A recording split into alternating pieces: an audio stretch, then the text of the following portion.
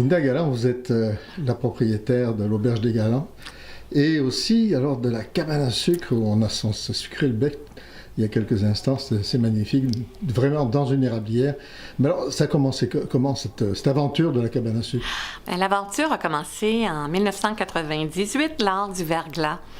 On a eu énormément de dommages dans notre boisé et mon mari ne voulait pas rendre le bois, les arbres en bois de chauffage. Alors, il a décidé de construire une cabane en bois rond. Les érables étaient rendus matures, alors c'était vraiment propice à une belle érablière. Alors pour nous, le souvenir du verglas, il reste avec nous et on a viré un négatif en positif, un petit peu notre mission dans la vie ici. C'est vrai parce qu'ici nous sommes actuellement, on a quitté la cabane pour venir à l'Auberge des Gallands, oui. bien connue, et c'est aussi toute une aventure. L'aventure a continué jusque dans la cabane, mais ici aussi c'était un gros morceau quand même, ça a brûlé, ça renaît de ses cendres, vous y avez été d'ailleurs pour une grande partie responsable de tout ce travail, cette évolution. C'est assez colossal quand même.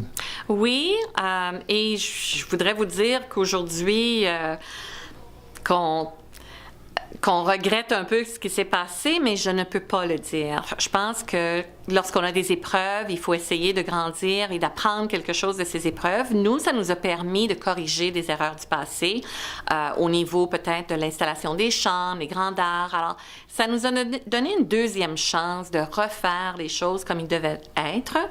Et je suis très, très, très heureuse du résultat.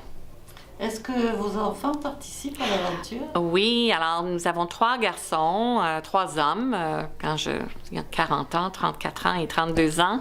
Alors, ils sont rendus vraiment des hommes d'affaires. Steven, le plus jeune, s'occupe uniquement de la cabane à sucre, de tout, la transformation. Il est très sérieux, très à son affaire. Il est aussi conseiller municipal, il vient d'être élu, alors lui est très occupé. Neil, toujours un chef issu de l'ITHQ, qui a fait ses preuves, qui travaille très fort aussi. Puis Michael, notre plus vieux aussi, qui s'occupe de vraiment toutes les autres choses qu'une auberge avec 100 employés peut avoir à faire. Et ici, dans le fond, c'est intéressant, c'est qu'on est à 2 pas. On pourrait même aller à pied d'ici jusqu'à la cabane à sucre, la sucrerie des Gallands, comme elle s'appelle. Et dans le fond, c'est peut-être la nuit ici, sur le site, et regarder les ravages de chevreuils qui viennent manger jusque contre l'auberge ici. C'est intéressant, on n'est pas très loin de Montréal. Et puis, on peut passer un moment exceptionnel, dans le fond. Absolument. On est situé sur 400 arpents. Alors, c'est certain que c'est un dépaysagement. On est proche entre Montréal et Ottawa. On a des chevreuils qui viennent manger à tous les jours, des oiseaux de toutes sortes. Alors, si vous êtes amant de la nature, définitivement un endroit à venir découvrir. Linda, je vous remercie. Bienvenue.